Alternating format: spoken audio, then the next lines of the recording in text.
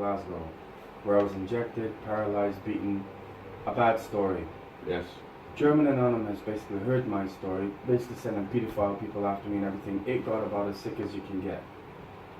I'm on Facebook, help, help, help, help, help. German Anonymous, hear my story, fly me to visa. I've gone to Schweinfurt and gone through the whole process for 37 hours. He said, you're the first in the world to even be in this position. Go and try and get your life back. So I'm in Munich and I work for a large company called SAP. Now I knew that learning German was critical so I can get a German job and I'm in a German environment. They refused that and I ended up working for SAP for a British boss. And it got very ugly again, calling me a Scottish terrorist, blah blah blah blah blah. Numerous death threats, knives to my throat, all my things, I mean it got that bad. I've had emails, so specifically from Denmark, since February last year, saying if your situation is real, send us the evidence.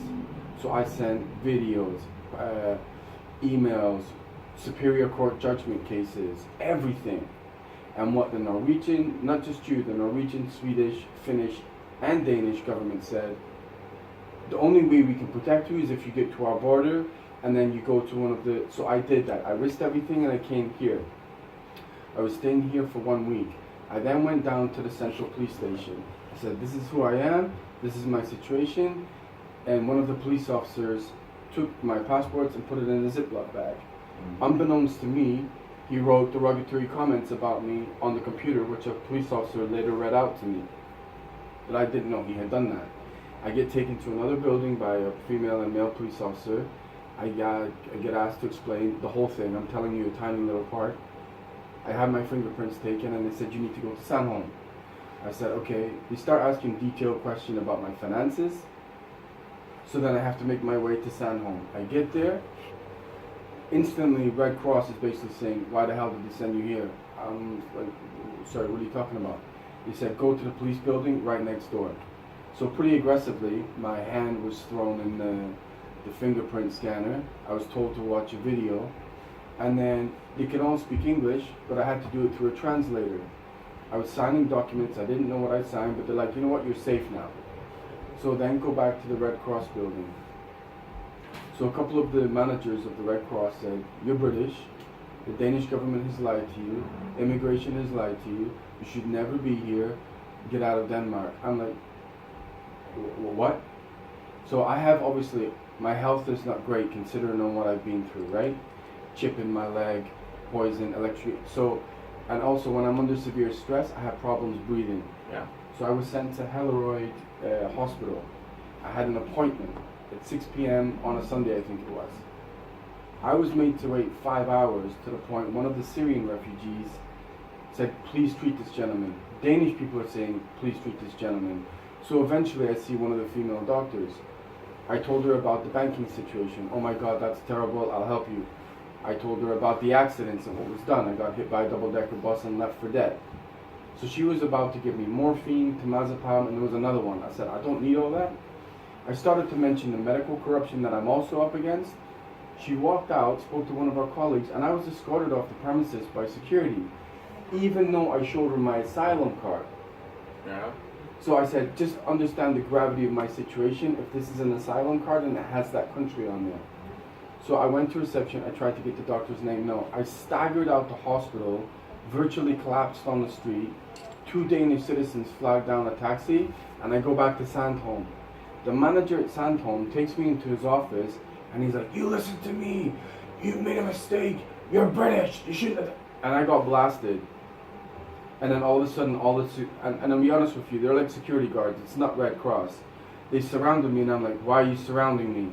I grabbed my things and I ran out the Sandholm. I got another taxi. The one hostel I'm staying in, which was A&O Hostel, a guy was actually in there. I had my phone stolen, my SAP laptop busted, my clothes stolen. He threatened to kill me, a guy I've never met before. I went to the police station, he refused to lug it. And this is the even the most incredible part. This is the immigration ministry, correct? Mm-hmm. No, this is not the immigration ministry. That is where you are. That's what she said. No, this is the refugee appeals board. No, Okay, so I did say, is this the immigration ministry? And you said yes.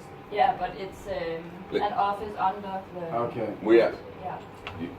Yes.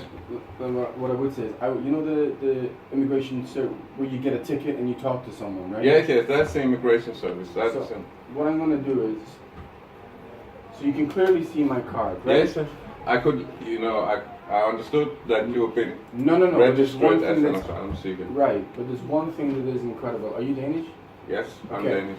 So what I explained to her was, I've traveled halfway around the world to get to Denmark, right? Yes, I explained my whole situation about what was done to me. yes. Guess the nationality of the person they sent me to talk to. A British person? Yes. I mean, so let's say you uncovered something that was super critical in the Danish government and you started receiving death threats. You travel all the way to Canada for safety and they ask you to speak to a Danish person. I mean, how dangerous is that? I mean, at that point, I'm like, enough. I've had enough. So I've had the Red Cross tell me to get out of Denmark. The police officer at Sandholm, who's the one who's supposed to be protecting me in that area, said verbatim, I never want to see your face again, get out of Denmark. Then, do you still have that piece of paper with the police officer's code and stuff on it? Oh, you didn't give it to me? I think you kept it. Are you sure? Yeah, I'm positive. So, my passports get to Sandholm within 48 hours. I asked for my passports back because it's too... If you're not going to report when someone's threatening to kill you, I got a problem. Mm. It took 10 days. I'm sent all the way up to Berkeley.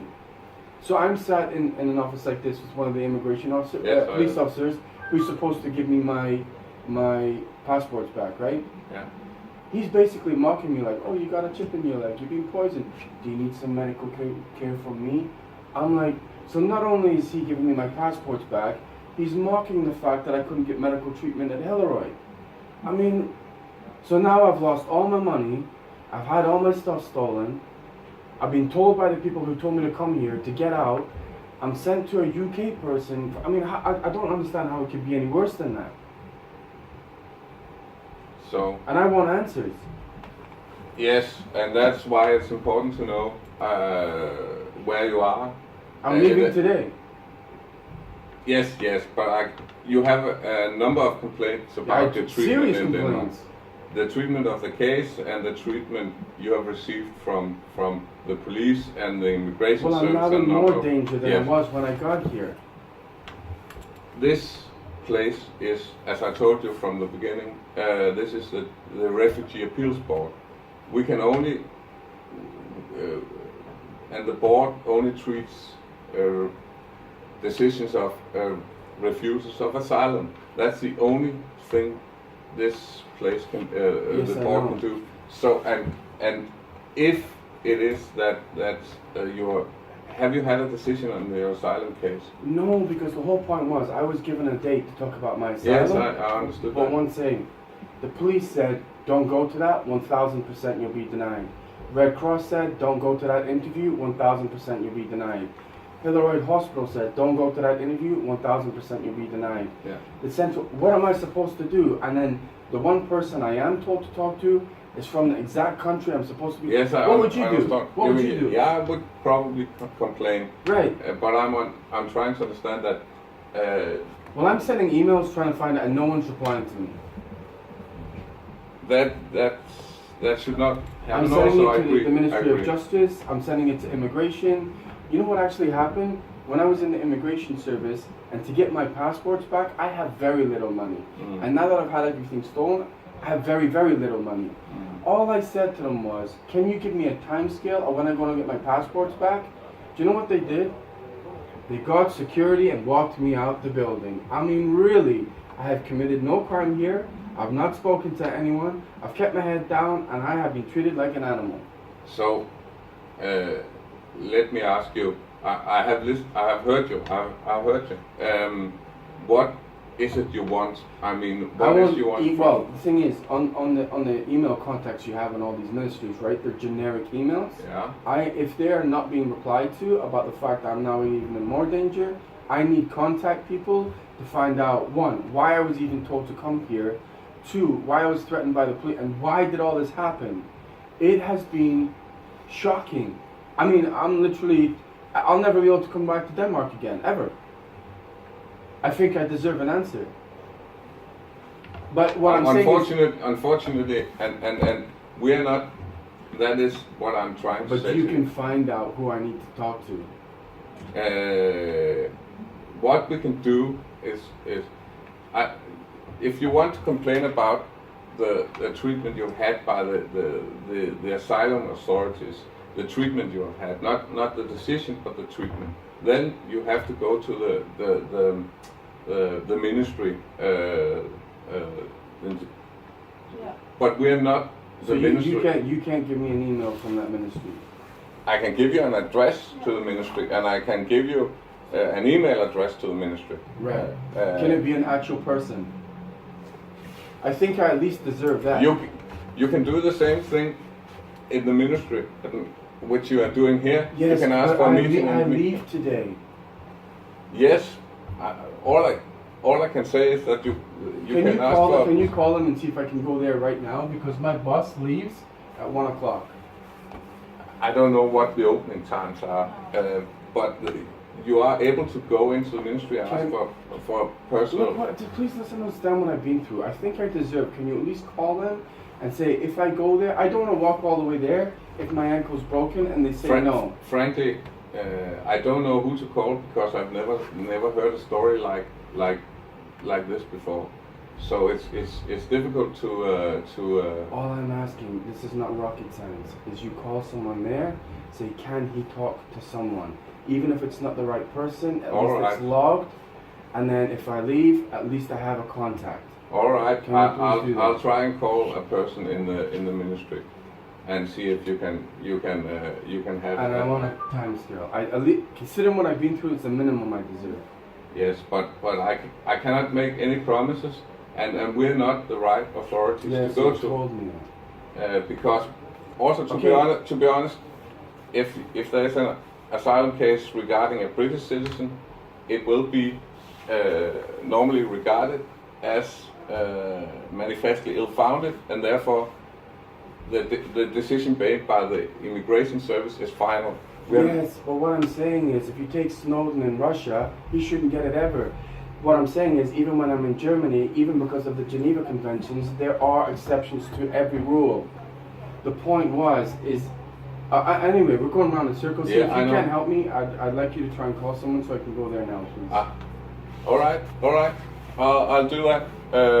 But you can go there anyhow. That is what I'm trying to say. I understand what you're saying. And you don't have a personal caseworker, because I don't believe there is a case. Please, sir. After everything I've been through, I'm on a very limited time scale. Even if it's not my caseworker, I need to go there just to get it logged so I have a contact. I'm not sending my story to yet another generic email that I will not get a reply to. I'm asking you, please, can you at least call someone so I can at least please go and talk to someone for 5 to 10 minutes? That's all I'm asking. All right. Thank you. I'll do that. Thank you.